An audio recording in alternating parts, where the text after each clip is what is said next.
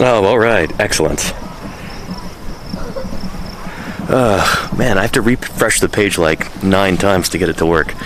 Hello, everybody, and welcome back to Paleontologizing. If it's your first time here, then welcome, welcome. My name is Danny Anduza. I'm a dinosaur paleontologist, and I'm streaming to you live from Rapid City, South Dakota. We're going to be taking a look at Dinosaur Park, right up there, which is a destination that goes back quite a ways. Not, Mesozoic far, but goes back to the 1930s. This is a roadside attraction that was built in order to bring tourists here to Rapid City. And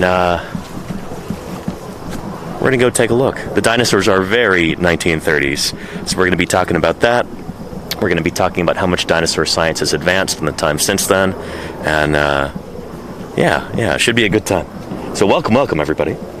Looks like a hot and sunny day. It is both of those things, Texas Cryptid, and welcome back. It's good to see you. Hello also to Golganek, to Martin Hoke, to Hugon, to Blue Front, Scient Streams, Lone Mountain, Quack, Claire Burr. How you doing, Claire? Maddie Holmes, Lenina. What's shaking, everybody? Caravan. How are you all doing? It is wonderful to have you here. This is going to be a quick stream today, because I've got to get back onto the road and continue on my way east to bring you more museums and stuff like that. I also have to be monitoring my encoder to make sure that it doesn't overheat and to make sure that it's still charging because the battery's pretty low on it. But we're going to go ahead and make our way up the stairs here to go see some of these dinosaurs. So let's hop to it. How's everybody doing today, by the way? Hope you're all having a lovely day or night or whatever time it may happen to be whenever you're watching this and wherever you're watching this. Whether you're watching it live or watching the VOD later, hope you're having a great time. And there is a lovely view up here of Rapid City. It'll get better as we go up higher. We've got some other people ascending the stairs now who are going a little bit slow. So, trying to take our time too. But yeah.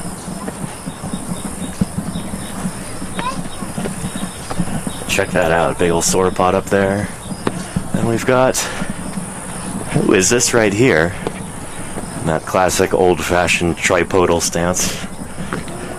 That's a hadrosaur. I'm curious as to what they're going to call it. My money's on Trachodon, probably. An old, outmoded name for duck-billed dinosaurs, for hadrosaurids. But check that out. Pretty cool. I mean, look at that. So if I recall correctly, these were built in 1936, back before we really knew a whole lot about the biology of animals like this. Pretty cool, I think. Yeah. And Commodore 256, I don't know what you're talking about. No. Fox, Star Trek, where? I'm not sure. Do they have hadrosaurs in that? Duck-billed dinosaurs? Oh, dino. But, pretty cool. Pretty cool. So I've read that these were originally painted gray when they were first built. They're still not nearly as brightly colored as I would like, for, if we're talking about... I'm going to go stand in the shade over here.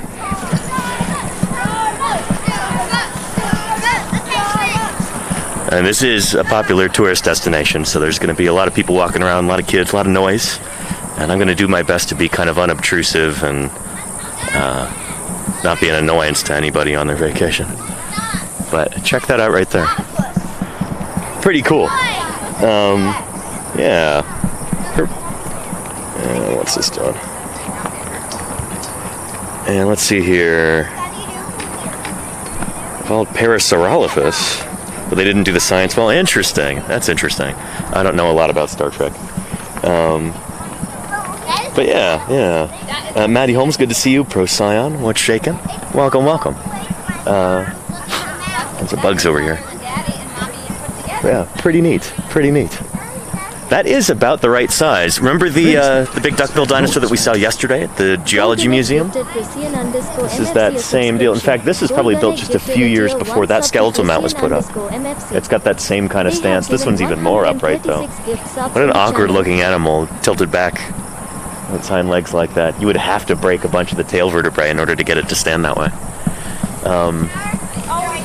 But pretty cool, pretty cool. You know, for the 1930s, this is par for the course. This is what scientists thought dinosaurs looked like in the 1930s. Well, I mean, so yeah, not too bad, I suppose. But yeah, just start busking paleontology information there. You'll make them in. I don't think so, Matty Holmes.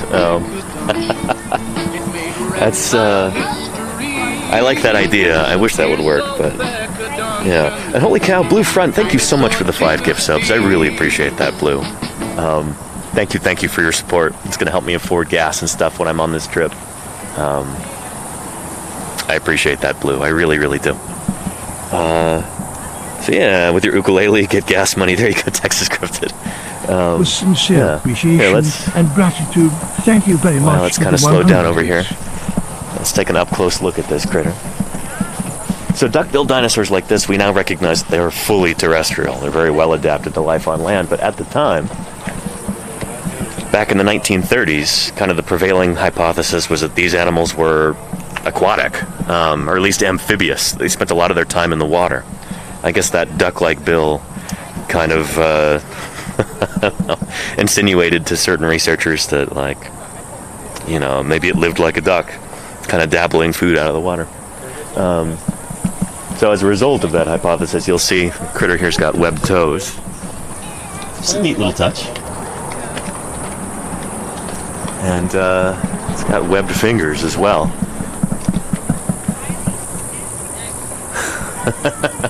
We now recognize that those forelimbs should have kind of a fleshy pad at the end. It's almost kind of hoof-like. In fact, a lot of these guys probably even had a big old nail, almost like a hoof, into those forelimbs. And then the hind feet as well. Those toes should actually be a bit wider. And the unguals at the end, the claws, should be kind of like hooves. Pretty cool. It's obviously completely out of date by modern standards. Nowadays, this animal should be tilted forward, kind of with its backbone horizontal to the ground. That tail, rather than being bent like that and dragging on the ground, should be sticking out straight behind the animal, like for balance. And these would have been pretty graceful creatures. You know, a lot more graceful than this kind of big, clunky, tripodal-looking beastie. Pretty neat. But it does give you a good sense of how wide the bill is on that. And that is true. I mean, when these animals are full-grown like this, the bill really does flatten out. This is an animal we used to call Anatotitan. You know, it's one of those situations where we had like multiple different hadrosaurs from the Hell Creek Formation. Edmontosaurus and Anatotitan. Turns out they're actually the same critter. Anatotitan is just a fully mature Edmontosaurus, it seems. And they're about this big. I mean, they're the biggest dinosaur in the Hell Creek Formation. They get even bigger than T-Rex, so this scaling is correct here, even if the pose is completely wrong. So yeah. And holy cow, thank you for the support, everybody. Holy moly. Yeah. The Cretaceous looks amazing. Hey, Safarix, how you doing? Oh, and very cool, Matty Holmes. Because he was doing a dinosaur thing. Thank you very much for the And Commodore says, why did people assume they were reptilian? Well, I mean, they are in a certain sense. I mean, dinosaurs like this, they are a branch on the reptile family tree, in the same sense that birds are, you know? But yeah, I think with that, a lot of people kind of assumed that, you know, because they are reptiles, they have to be cold-blooded, sluggish, relatively unsocial, unintelligent, all that other stuff. Like, and some of these things are misperceptions about reptiles, but now we recognize that dinosaurs are kind of their own unique thing. I mean, they are a branch on the reptile family tree, to be sure, but I don't know. They're very special reptiles in the same sense that birds are, you know? So yeah. And Gamer L007, this park is in Rapid City, South Dakota. And right now, well, we'll go further up the hill and you'll get a better view. But there is the city of Rapid City. Right down there. Very cool. So yeah. And tail axes at any time. Sure, there you go, Procyon. In real life, though, if you were to bend this animal's tail like that in life, you would break a bunch of the bones right there, where that steep curve is. The tail did not evolve to bend that way. But you know, it was the 1930s. It's cool to think about. I don't know, like with a different paint job, I think these could be a lot more interesting looking. Apparently they were just like battleship gray back in the 1930s when this park was first built. And then sometime in like the 50s or 60s, I think, they decided to countershade them to make them white underneath and then green on top. But all of these critters are the same color as we're going to see. So yeah, let's go over there to the Rex and the Trike. And we'll go check them out. And Jamie Whammy Games, holy cow, thank you for the gift sub. Really appreciate that. Welcome, Jamie. It's good to have you here. Hello, everybody. Shoot, there's so many cool people here. Yeah.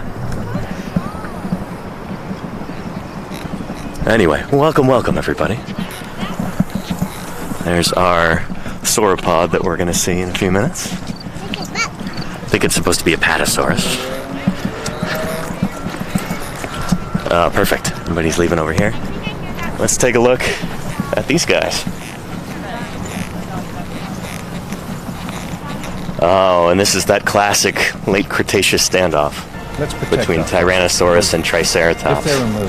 In fact, everybody, if you're watching right now on desktop, open up another tab, do a Google image search for Knight, K-N-I-G-H-T, Knight with a K, Tyrannosaurus Triceratops, and you will see a very famous painting that clearly inspired these sculptures right here. This juxtaposition between T-Rex and Triceratops. These are, goodness. Where do I even start with how to fix these? But, I mean, shoot, if you want to understand where the artist was coming from, check out that painting. Knight, Tyrannosaurus, Triceratops. Because that's basically this right here. I was reading that early on, this guy had his mouth lined with teeth, and he had fingers on these hands, and they have since been worn away by countless visitors coming up and touching this guy. Shoot, that toe as well. Yowza. Battle scars. Very, very cool. And again, like our hadrosaur, we've got that bent tail. Obviously, these animals, we now know that they did not drag their tails at all. I guess the tail dragging thing kind of came with them being reptiles and all of that. Nowadays, we recognize that, nope, these guys walk just like birds. Imagine like a giant ostrich, but with a long tail. And you've got a good sense for how these animals would have actually walked. So yeah. And let me make sure that this thing is not going to conk out on me. Is it still charging? It is. Good. Very good. Yeah. So that tail, if it were actually to bend down and contact the ground like that, that tail would have to break. These animals were not capable of standing like this in life. So yeah. Triceratops is creepy with no pupils. You're right, Hyogen. Yeah. Let's check him out too. Man, I recognize that as an artist, it can be difficult to get ceratopsians right, especially if you don't have a lot of references. So, oh boy, there's so many things that are wrong with this, but I know it's still nice for what it is, I suppose. The horns, like this specimen or this sculpt right here is clearly based on the AM&H Triceratops. I forget the specimen number for that one, but it's got these long, straight horns, and it's got a fairly flat frill. Artist kind of took that to an extreme right here. But yeah. And then, like the other dinosaurs, its tail is, of course, contacting the ground right here. Oh boy. Yeah.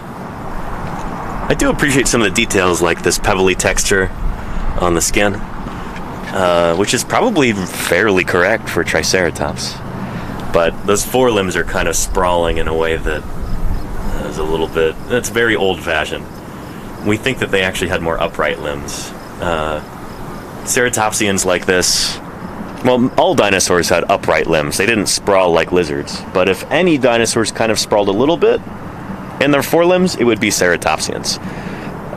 These guys only really exist during the Cretaceous period, toward the end of the age of dinosaurs, and yeah, they're kind of recently quadrupedal. They evolved from bipedal ancestors, and so yeah, there should be maybe a little bit of sprawl to the forelimbs. So maybe this is okay, but look at those kind of elephantine feet, or hands rather, right there. Yeah, we now know the hands look a lot different from this. Much more complicated and interesting looking. But yeah. Safari says I wanted to speak to that T-Rex's manager about the tail dragging. Yeah, what can I say? It was the 30s, you know? But yeah. And there you go, Invisible Monkey. That's funny. I've never seen that. Taxidermy Tree Sloth of Scotland. I should look that up. It sounds like fun. But yeah, here's another view of our Triceratops and our Tyrannosaurus. Very derpy look on the T-Rex's face. That's pretty funny. I like that a lot. Yeah. Very cool. And what about Jurassic ceratopsians like Yinlong? I think Yinlong was, that's a very, very early ceratopsian. That one's probably still bipedal at that point. Yeah. And what's the name of the park? It's called Dinosaur Park, Hester Dreamer. In Rapid City, South Dakota. So yeah. And let's go up and take a look at our sauropod now. Over here.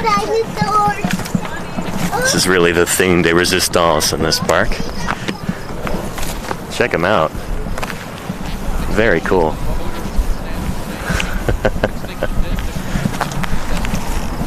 Wow, and that's roughly life-size, I suppose. The proportions aren't quite right. Head should be smaller. Torso should be kind of chunkier, but yeah. And James Howlett, holy cow, thank you for the 9 months of support. Really appreciate that. That's lovely. Yeah. Yeah, very, very cool. And Claire, thanks for putting those links up. There's a lovely view of Rapid City. Just keeps going over there. Got a refinery or something. Looks like a quarry or something over there. And,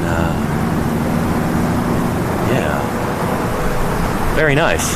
I think off toward that direction is Mount Rushmore. I visited 2 days ago. It's kind of funny, because Mount Rushmore is now very closely associated with the state of South Dakota. And, I don't really know the full story about the construction of Mount Rushmore or anything, but I kind of get the impression that, like, it was an idea to drum up tourism, you know, and that's exactly what this is too.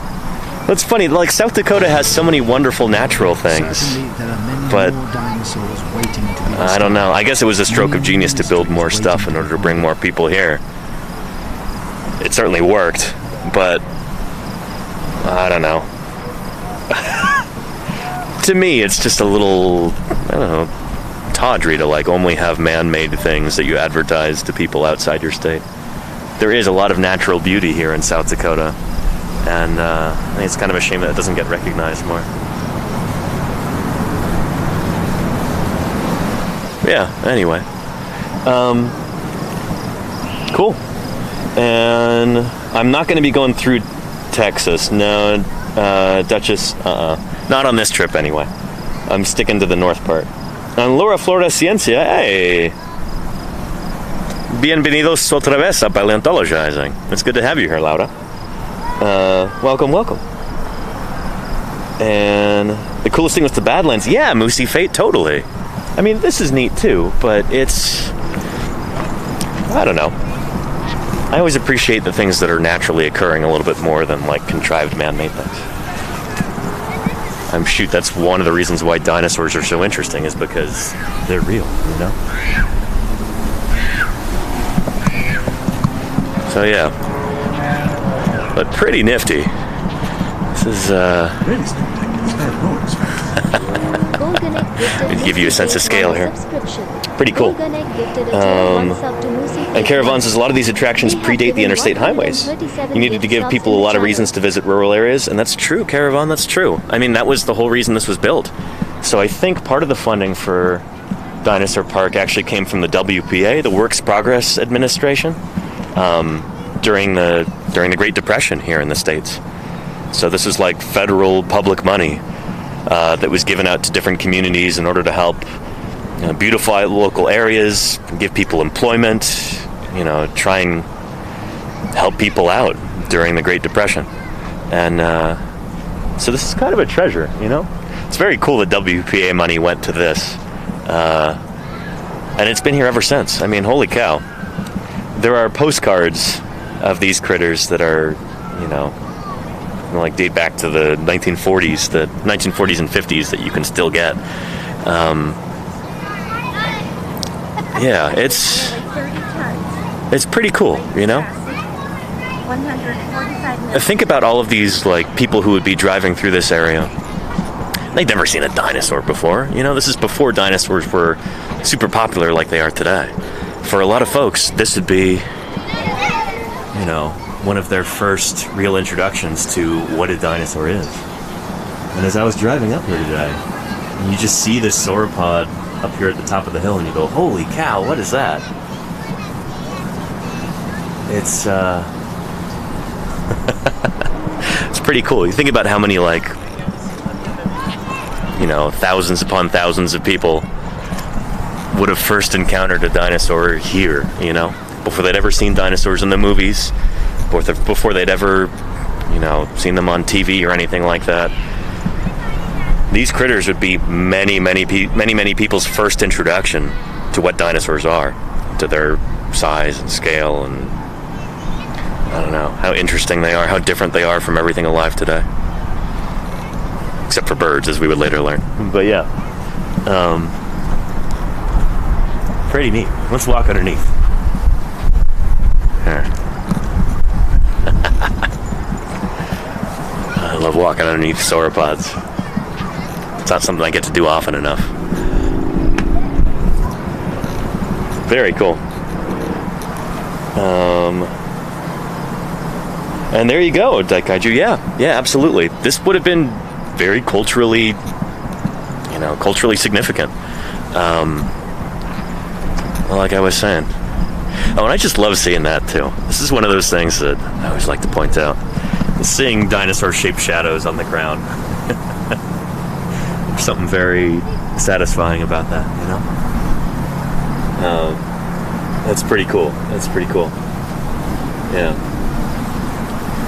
And there you go, Golnick. Yeah, introduce people to the general idea and potential size of our dinosaurs. Exactly. And Claire Burr, thank you for reposting that. Shoot, I don't know what this wrist strap is called. I got it on Amazon.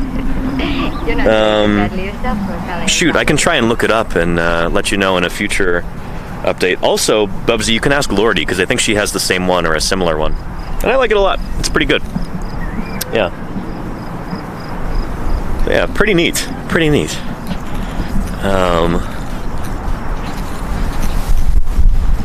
What a neat animal.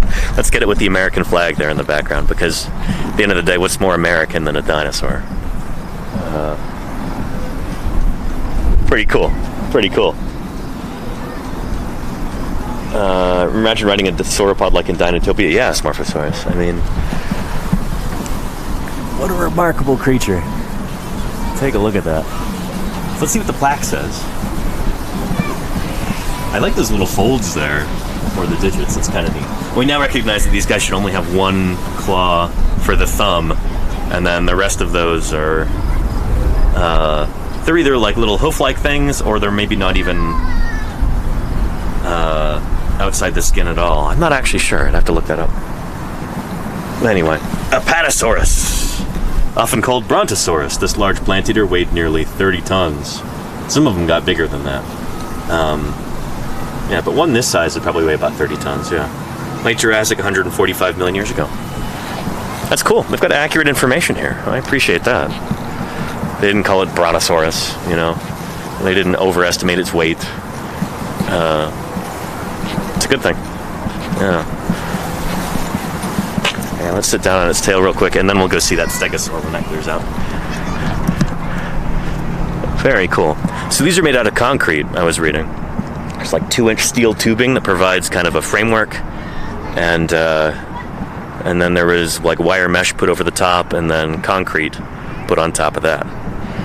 It's kind of amazing how well they've stood up over the years. I mean, shoot, these are coming up on 100 years old, and yeah, still look. They don't really look 100 years old in terms of their construction. In terms of their design, they certainly look that old. Yeah. But yeah. And hey, little Uzi Nate, how are you doing? An interesting little Uzi Nate, Megalodon. Lucky number 13. Great to see you cool. again. Did you Yeah, know I don't know a whole lot about that Megalodon, but has been announced to have sounds been interesting. able We've known that it was an to apex its predator. I mean, standby holy cow. It's a giant predatory shark. But yeah. And yeah, I'm sure there has been some work to stabilize them over the years. Epoxy and resin, that would make a lot of sense. Procyon, yeah. Yeah. And Gato Durmiendo says, these almost seem like the American equivalent of the Crystal Palace dinosaurs. Well, there's a really interesting story there, Gato, because the same guy who made the Crystal Palace dinosaurs, Benjamin Waterhouse Hawkins, he was actually contracted to do some American dinosaurs. And he actually got so far as building them. And then the project was canceled by the infamous, I don't know what you would call him. Criminal? Boss Tweed? He was a guy who took over the Parks Department in New York City. Because these originally were going to be in Central Park, in an American Paleozoic museum, they were going to call it. And his thugs broke into the workshop and smashed all the dinosaur models. And so we never got American dinosaurs from Waterhouse Hawkins, unfortunately. Except for a few paintings in Philadelphia. So yeah, we came close. So I guess this would be kind of, the next closest thing from the 1930s. But there are a few other places like this where you can see kind of roadside dinosaurs, big dinosaur sculptures, dinosaur statues. And I'm actually going to be seeing another one this afternoon at Wall Drug in South Dakota. The same guy who made these also made a big sauropod dinosaur for Wall Drug, sauropod like this, and so I'll get to compare them today, and that's going to be pretty cool. Check my Twitter. I'll post some photos there after I take them. So yeah, pretty neat. I'm really glad I get to share this with all of you. This is pretty awesome. Yeah, the Lost Sinclair dinosaur. There you go, Chi-Town Deke. How you doing? Welcome to Paleontologizing. Yeah. And hey, Fedorasaur, how you doing? Welcome. Here, let's go see if that stegosaur is opened up, and we can go take a look at that without bothering anybody. Looks like we've still got some people down there.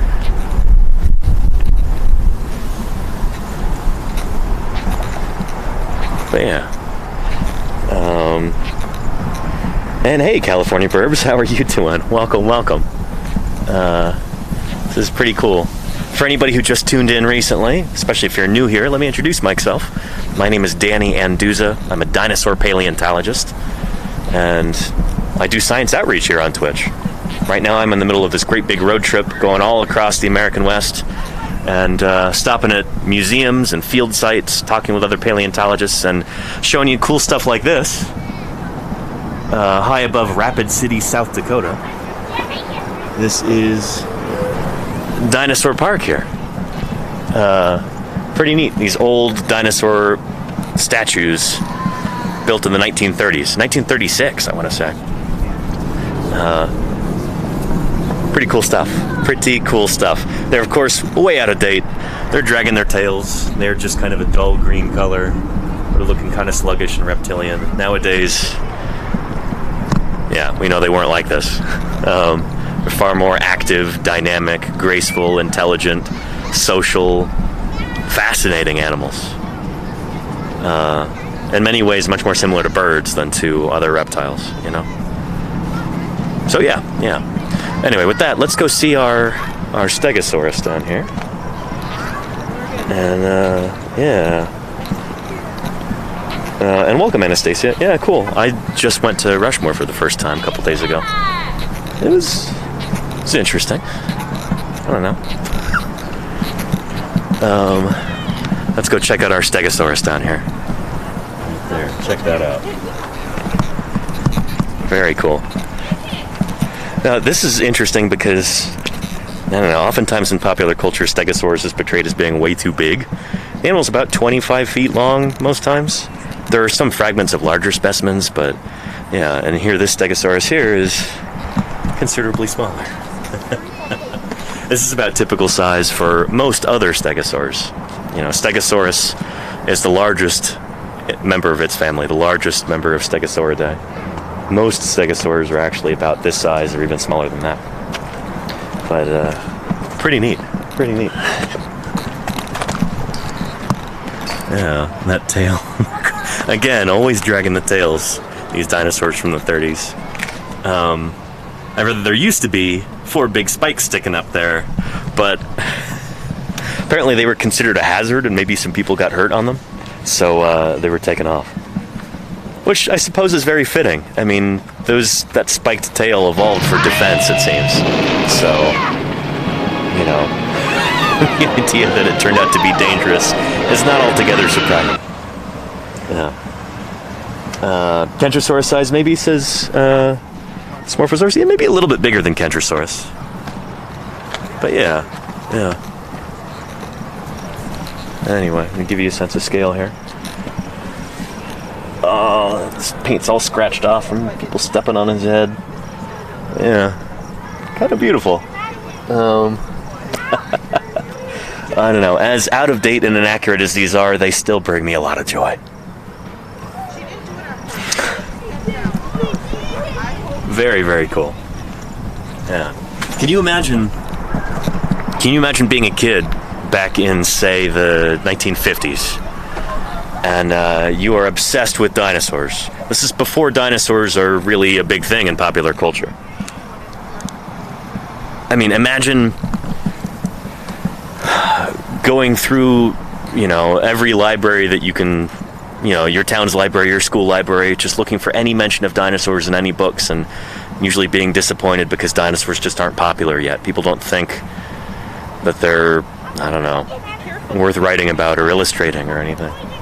Imagine you hear about this park in Rapid City, South Dakota, and you hear that your family is going to be going on a road trip. Imagine your excitement at being able to see full-scale dinosaurs for the first time in your life.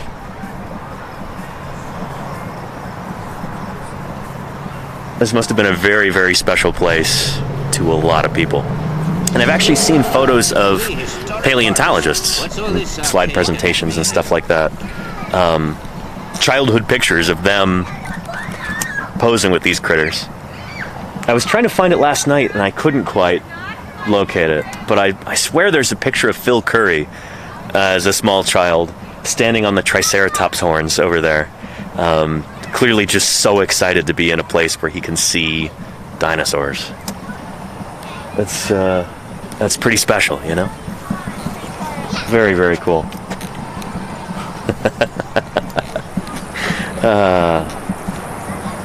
Really neat. Very cool. And how accurate are the sizes of the models, says Science Streams. These are pretty accurate in terms of size. I mean, if anything, this Stegosaurus is a little bit small. Most Stegosaurus specimens that are full grown are larger than this. This is about typical size for some other Stegosaurs within that family. But, yeah, Stegosaurus itself could get a lot bigger. So that's interesting. That's the only one that doesn't really seem to be to proper scale. Oh yeah. Hola. Hi there.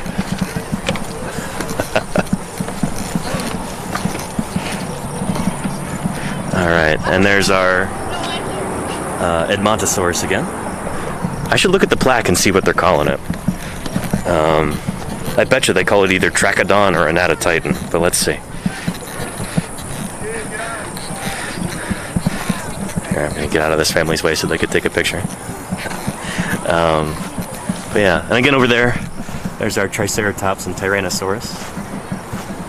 It's still climbing on those horns. Very cool. Maybe I'll do that before I go. But yeah. And Raventhorn, are there real dinosaurs? You know, I've not actually seen one yet. Kind of strange. Normally there's birds flitting around all over the place, but I haven't seen a single one so far.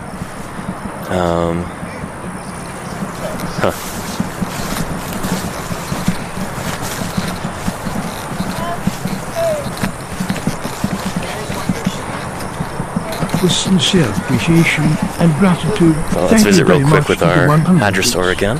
Here's some bits to feed the Before we go back down toward the car. And then there's one more dinosaur down there by the parking lot, and one Permian synapsid, Dimetrodon. So we'll take a look at them before we go as well. Yeah, very cool. What do they call this critter? It's clearly Edmontosaurus. And I say Edmontosaurus because this is before the discovery of Shantungosaurus, before its publication, before any of these other big flat-headed hadrosaurs. And this is Anatotitan.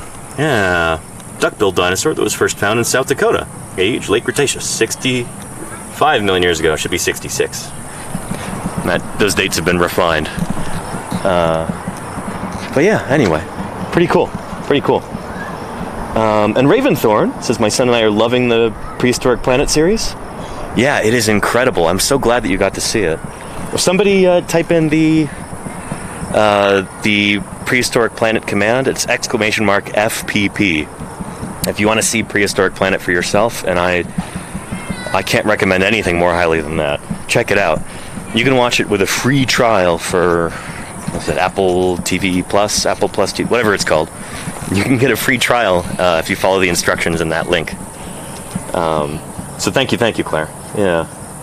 And Chaitan Deek says, what's a million years, give or take? Yeah, well, this is a very important million years. The difference between 65 and 66. Because the last of the non-bird dinosaurs died out 66 million years ago. That's when the asteroid hit. So if you were to be lucky enough to, I don't know, get a free ticket, free ride on a time machine, you punch into the keypad, take me to 65 million years ago, you wouldn't see T-Rex or Triceratops or any of those dinosaurs. Because the asteroid actually hit 66 million years ago, as we now understand it. We've got better dating methods. We used to think it was 65, now it's 66. As our dates have gotten more precise and that kind of thing. So yeah. So these guys, like our big duck-billed dinosaur, Edmontosaurus here, died out 66 million years ago. So yeah. So normally I wouldn't quibble with something like that, but in this particular instance, that's an important distinction to make. Yeah. But yeah. And there you go, Chaitantik, 60 human years, there you go, yeah. Welcome, Chaitantik, it's great to have you here. Welcome to Paleontologizing. Here, let's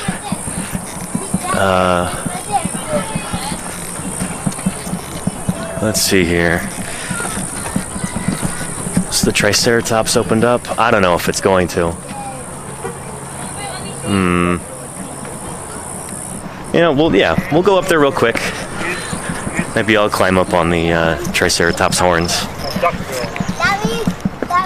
And Then we'll make our way down to the parking lot, and I'll show you the last two statues before we head out. And there you go, a little busy bling. There you go. And welcome, Cassie K. How you doing? Good to have you here. Yeah. And what is a million years between friends? Exactly, Raventhorn. We say that all the time here. Yeah, check this out.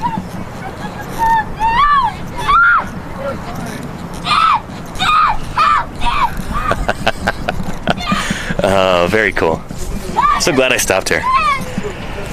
They had a couple of, well, 4 actually, pressed pennies in the gift shop too, and I made sure to grab some of those. Been getting a lot of pressed pennies this whole trip.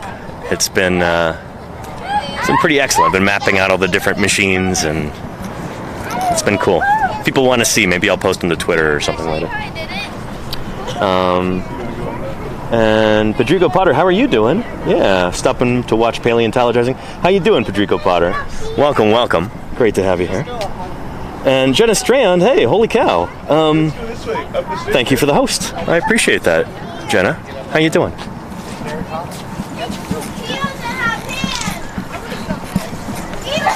Yeah, let me really quickly get up on this Triceratops and try not to disconnect any of the cables or anything. And let's see. I don't know if I want to do this. I might weigh a little bit too much. Might damage it. Not a kid anymore. But this is pretty awesome. One of my very favorite dinosaurs. It's always lovely to see it in the flesh. Or in the concrete, rather. Even if it is super out of date. Even if it is very inaccurate by modern standards, we now know these animals look much different from this. It's still really cool to see. Just as a piece of classic Americana. It's pretty special. It's pretty special. Yeah. And which one is my favorite, says Laura Flores Ciencia? I would say probably the Triceratops. Although I am very fond of our Edmontosaurus over there too. Yeah. And also the sauropod. I don't know, they're all wonderful. I like them all. Oh. Yeah. That being said, if anyone ever accuses me of being too, I don't know, being a killjoy about dinosaur reconstructions, like, oh, that's not accurate, like, nah, finger wag. Remember this stream, because these are some pretty inaccurate dinosaurs. These are very out of date, and yet they're lovely, and they make me really happy. And it's because I can appreciate them in their historical context, you know? These were fairly okay dinosaurs, I guess, for the 1930s. You know, I've seen a lot worse.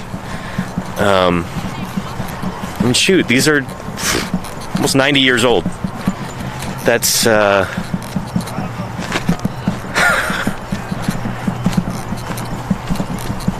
that's pretty interesting when you think about it, you know? So yeah, let's walk past our hadrosaur one more time. And then we'll go down to the parking lot. I'll show you the last 2 statues. Make sure that we're still charging on the device. Yep, we're good. Cool. The battery was almost dead earlier, and I thought, oh no, shoot, that means it didn't charge during the stream yesterday. The cable must have gotten jostled loose. Checking to make sure the same thing isn't happening today. But yeah, look at that. This is life size, even if it is posed wrong. I mean, that's pretty cool. Also, the forelimbs should be longer too. They weren't actually that short. But yeah, pretty cool. Pretty cool. All right, we're gonna make our way down here, across the street, and then I'll show you the last 2 statues, and we'll sign off.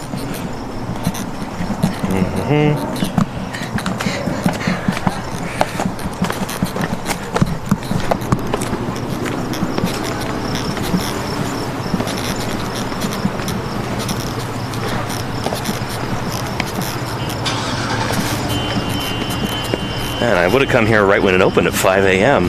Seen the sunrise over these things, but think that would have been too early for a lot of people watching right now.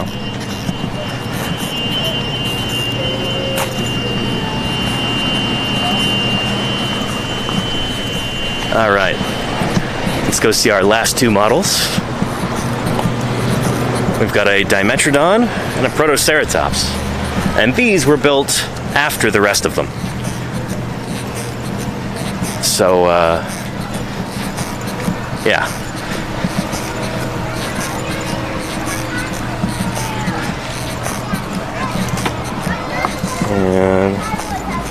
And there you go, Raventhorn. Yeah, I was thinking of you and everybody else.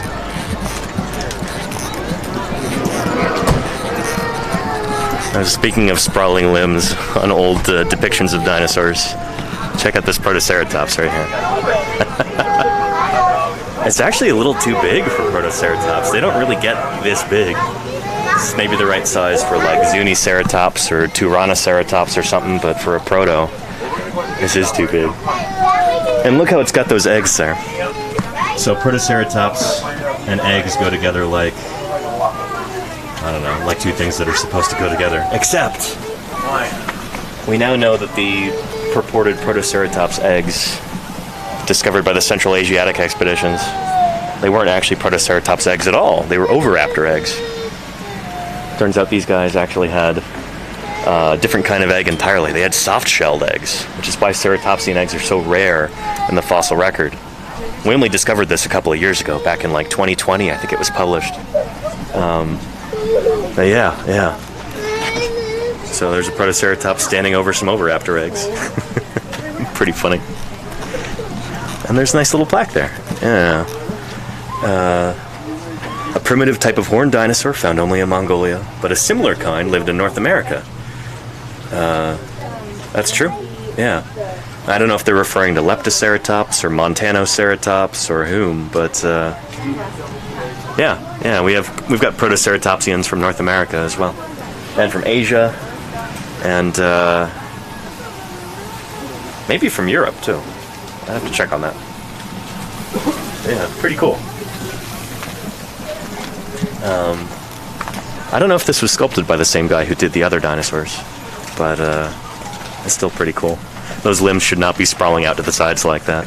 This critter had fully erect limbs directly underneath its body, just like you and me. I don't know why they show them sprawling like this. I don't know where that trend started, but you look at illustrations of Protoceratops from the 20s and 30s, and it's almost always got sprawled out limbs. Not like that in real life. This critter here is not a dinosaur at all. This is Dimetrodon, and it did have kind of sprawly limbs. It's missing its teeth. I don't know.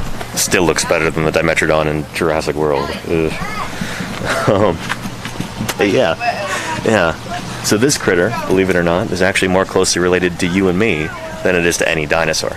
So this is a synapsid, or what you might call like a stem mammal. It's kind of close to the origin of true mammals, like us. Let's see what the plaque has to say about it. A flesh-eating reptile which lived long before any of the true dinosaurs. That's true. Shown here. Most specimens found in Texas. Yeah. Pretty cool. What's going on with that limb? But yeah. Dimetrodon. Pretty neat. And I love that they point out that it's not actually a true dinosaur. Not even close to a dinosaur. This is a synapsid. I like that they point that out on the plaque. Yeah. So pretty neat. You know what, I've really enjoyed this. I hope you have too.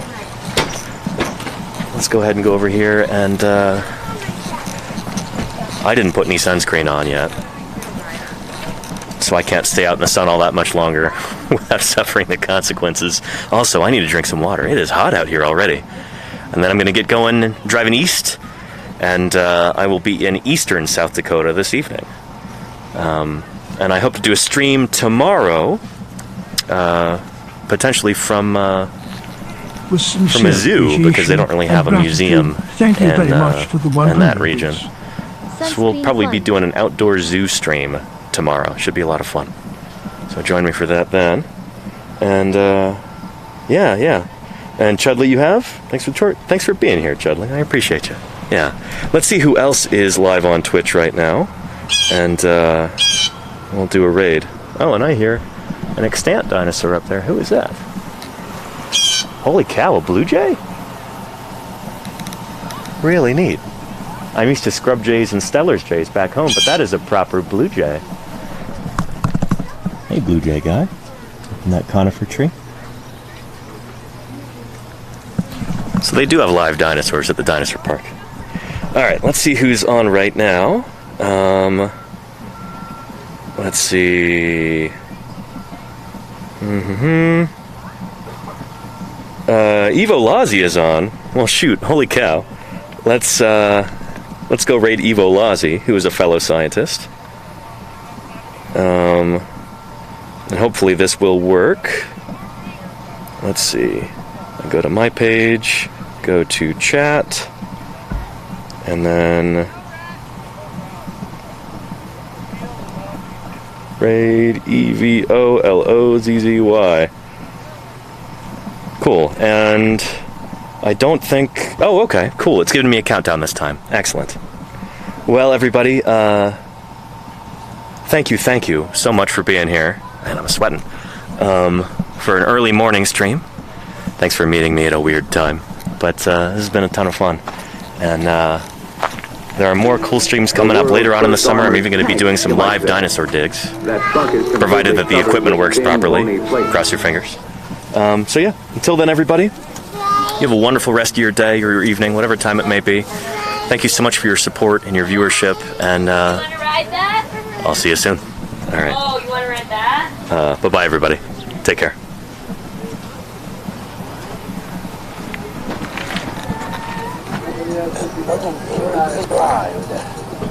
Timber. Hello. What? Whoa! Oh boy! What's going on?